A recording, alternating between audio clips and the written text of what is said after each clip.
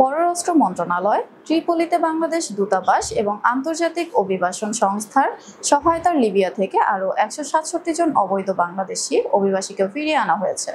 শুক্রবার ১১ এপ্রিল পররাষ্ট্র মন্ত্রণালয়ের এক সংবাদ বিজ্ঞপ্তিতে বলা হয়েছে, প্রত্যাবর্তনকারীর মধ্যে ১৬ জন বেনাগাজী ও আশেপাশের এলাকা থেকে স্বেচ্ছায় ফিরে এসেছেন এবং ১৫১ জনকে গানফুদা আটক কেন্দ্র থেকে মুক্তি দেওয়া হয়েছে।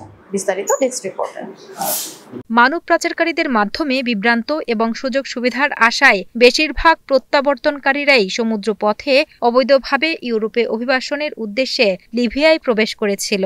লিবিয়ায় অবস্থানকালে তাদের অনেকেই বিভিন্ন সময়ে অপহৃত এবং নির্যাতনের শিকার হয়েছেন। পররাষ্ট্র মন্ত্রণালয়ের কর্মকর্তারা সংশ্লিষ্ট সকলকে সচেতনতা বৃদ্ধি করার আহ্বান জানিয়ে বলেছেন, অন্য কেউ যেন অবৈধভাবে লিবিয়ায় প্রবেশের জন্য এই ধরনের বিপজ্জনক পথ ব্যবহার না করে। আন্তর্জাতিক অভিবাসন সংস্থা IOM প্রতিটি প্রত্যাবর্তনকারীদের নগদ ৬,০০০ টাকা, খাদ্য সরবরাহ, চিকিৎসা সহায়তা এবং প্রয়োজনীয় অস্থায়ী আশ্রয় প্রদান করেছে। বিজ্ঞপ্তিতে বলা হয়েছে, লিবিয়ার বিভিন্ন আটক কেন্দ্রে বন্দী বাংলাদেশিদের নিরাপদে প্রত্যাবর্তন নিশ্চিত করতে পররাষ্ট্র মন্ত্রণালয়, প্রবাসী কল্যাণ ও বৈদেশিক কর্মসংস্থান মন্ত্রণালয়, ত্রিপোলিতে বাংলাদেশ দূতাবাস এবং IOM অক্লান্ত পরিশ্রম করে যাচ্ছে।